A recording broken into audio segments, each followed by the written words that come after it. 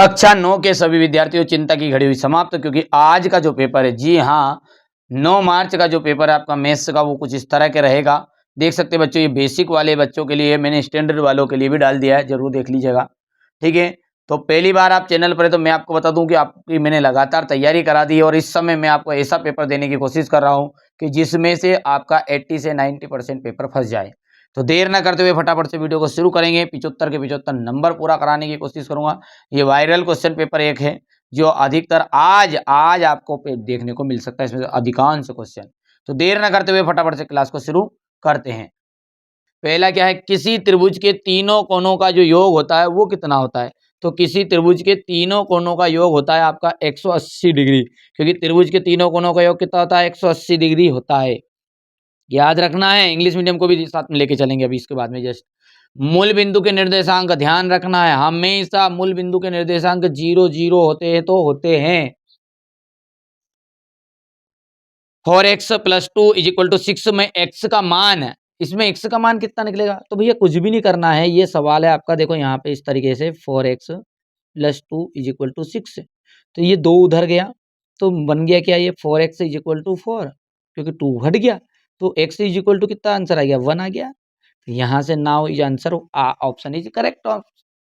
ठीक है, √2 जो होता है, करनी जो 2 है आपकी क्या है, वे सारी की सारी संख्याएं करनी 2 हो, चाहे करनी 3 हो, करनी 5 हो, करनी 7 हो, ये सारी की सारी क्या है, ठीक है, अपरिमेय संख्या है। तो याद रहेगा, तो ये यहाँ पर ये क्या है आपकी अपरिमेय संख्या है। और वो अच्छा, सभी की सभी करने की संख्या में क्या हो जाएगी भैया, यदि 4 आ गया, मान के चलिए 4 आ गया, और ये 4 जो है इसको यदि बाहर निकालोगे तो ये हो सकता है 2 की पावर 2 और आंसर निकल कर 2 आया, तो ये करनी में कहाँ रहा, नहीं रहा, तो भैया ये काहे की अपरिमेय, परिमेय हो गई ये करनी 4। तो चलिए, आंकड़ों 1 2 1 6 1 का बहुलक होगा, तो इसमें बहुलक कितना होगा। देखिए, कोई भी जो आपका ये आंकड़े दिए हुए रहेंगे, ना आंकड़े की सर्वाधिक जो बारंबारता है, जो सबसे ज्यादा बार आए वही बहुलक है। तो एक कितनी बार है, सबसे ज्यादा बार है, तो एक बहुलक हो गया, और क्या है। गोले के जो आयतन है उसका फॉर्मूला बताना है बेटा।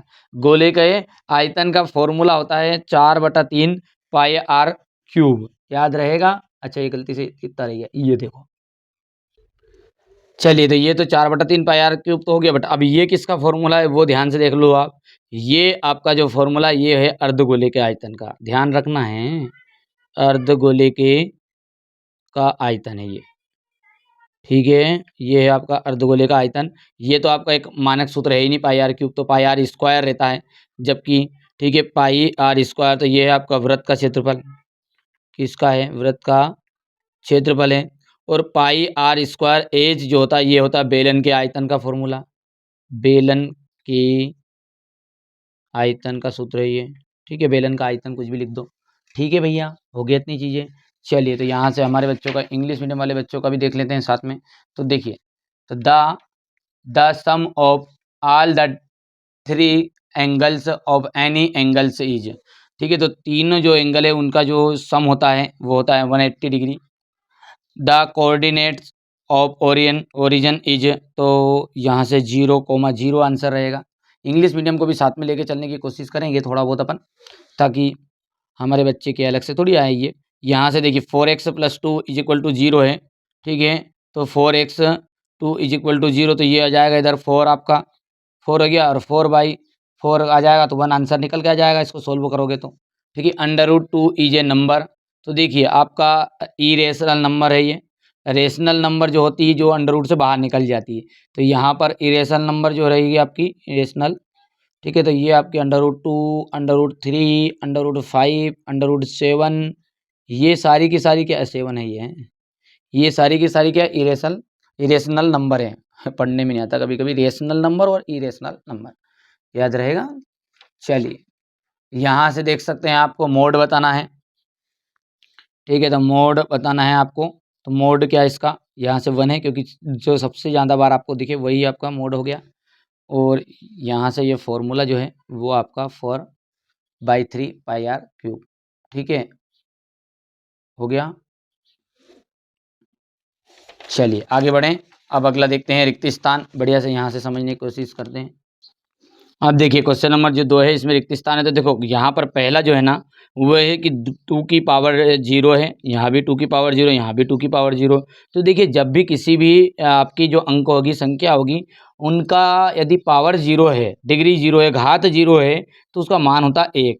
तो इसका मान हो गया 1 और ये भी हो गया, देखो 1 हो गया, इसका भी सामने वाले का भी 1 हो गया और बटे में 1 आ गया, तो सबका 1 है, तो मतलब 1 + 1 2 उत्तर आ जाएगा इसका।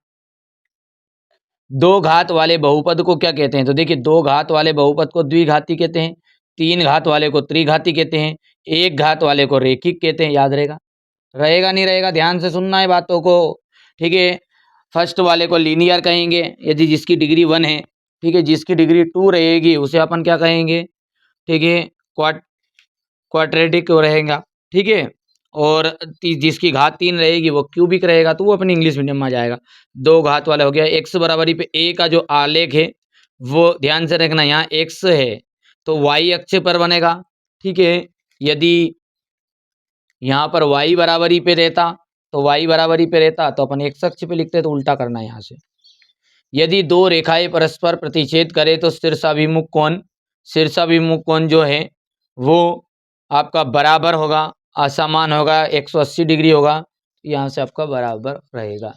किसी समबाहु त्रिभुज का जो प्रत्येक कोण है, किसी समबाहु त्रिभुज का प्रत्येक कोण वो रहेगा आपका 60 डिग्री, 60 डिग्री रहेगा। समांतर चतुर्भुज का एक विकर्ण उसे दो सर्वांगसम त्रिभुजों में विभाजित करता है।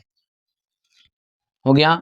यहाँ से आपका हो जाएगा, ये पहला एक आपका यहाँ से ये आपका क्वाड्रेटिक, यहाँ से हो जाएगा आपका, अरे गलत कर दिया कि हाँ सही तो है, यहाँ से आपका 2 है ये, ठीक है। थर्ड वाले में आपका जाएगा द ग्राफ ऑफ एक्स अक्ष, तो ये अपन ऊपर ने एक्स एक्सिस पे अपने देख ही लिया है, तो ये वाई एक्सिस है, ये एक्स वाले यदि यहाँ वैल्यू एक्स रहे तो वाई एक्सिस लिखना, वाई लिखा रहे तो एक्स लिखना, है तो पता ही दिया अपन, ठीक है। तो यहाँ पर इक्वल रह जाएगा। ये आपका जो एंगल रहेगा वो 60 वाला रहेगा और यहाँ से आपका 2 रहेगा। कर पाओगे? अब है सही जोड़ी, देखिएगा सही जोड़ी है, और सही जोड़ी में क्या रहेगा हमारा कि देखिए बहुपद जो है आपका x square plus 10x plus 8 में एक्स स्क्वायर का जो गुणांक है वो एक्स स्क्वायर का गुणांक क्या बनेगा? तो देखिए एक्स स्क्वायर का गुणांक किसे कहते हैं कि जो संख्याएं इसमें आपके सवाल है, इसमें एक्स के स्क्वायर के आगे लिखा रहे, यानी एक्स का गुणांक पूछता तो 10, अब एक्स स्क्वायर का गुणांक आगे कुछ नहीं तो 1 है, इसलिए ये आपका फर्स्ट का बना गया। क्षैतिज रेखाओं को क्या कहा जाता है? तो क्षैतिज रेखाओं को एक्स एक्सिस कहलाया जाता है। -4 है और -5 है, तो -4 और -5 का आपका जाएगा ये तृतीय चतुर्थांश। किसी चतुर्भुज के चारों कोनों का जो योग होता है वो चारों कोनों का योग होता है 360 डिग्री, ठीक है। वृत्त के क्षेत्रफल का सूत्र जो होता है पाई आर स्क्वायर होता है। वृत्त की परिधि का सूत्र जो होता है 2 पाई आर होता है। हो गया।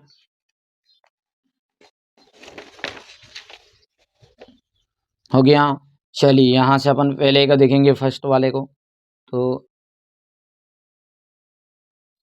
ये आ जाएगा यहाँ पर। दूसरे का आपका हो जाएगा यहाँ से, दूसरा जो है इसके अंतर्गत आपका रहने वाला एक्स एक्सिस। थर्ड वाले का है -4 -5, नाउ आंसर आपका रहने वाला है थर्ड। और यहाँ से फोर्थ वाले का आपका हो जाएगा ये 360 डिग्री। फिफ्थ में आपका यहाँ पर पाई आर स्क्वायर ए सर्कल लीजिए, और यहाँ से आपका छठा जो रह जाएगा वो हो जाएगा 2 पाई आर। हो गया। अब है एक वाक्य में उत्तर। देखिए रेखिक बहुपद की जो घात होती है वो कितनी होती है? तो रेखिक बहुपद की घात होती है 1, ठीक है। द्विघात बहुपद की घात कितनी होती है? तो 2। त्रिघात बहुपद की घात कितनी होती है? 3। चतुर्थांश किसे कहते हैं? तो निर्देशांक तल के 4 हिस्सों को चतुर्थांश कहते हैं। रेखिक समीकरण 3x x माइनस एक्स बराबरी पे 3y का मानक रूप लिखना है, तो x minus 3y is equal to 0। कर पाओगे? मैंने भर दिया मेरे बच्चों। हो गया। यहां से देख सकते हैं, फटाफट तुम तो स्क्रीनशॉट लो मेरे हिसाब से और याद कर लो।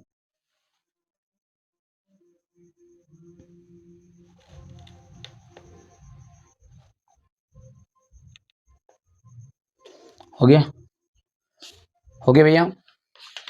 अब क्वेश्चन नंबर जो 6 है, यहाँ से देखिए आप, ये आपका question number 6। Question number 7,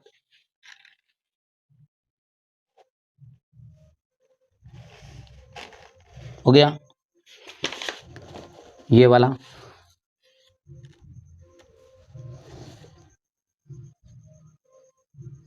question number 12,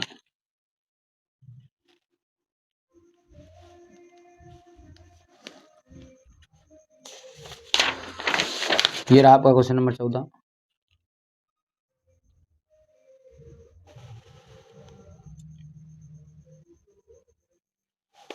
ये वाला, अथवा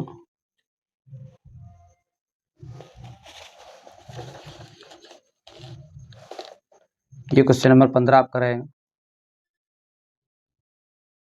ये क्वेश्चन नंबर 16, एक चतुर्भुज के कोण, समांतर चतुर्भुज के दो गुण।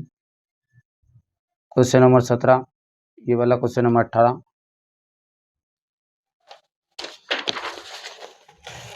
ये वाला है क्वेश्चन नंबर 19।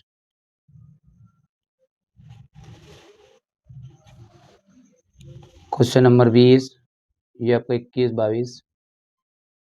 यदि किसी वृत्त की दो बराबर जीवाएं केंद्र पर बराबर कोणांतरित करती हैं।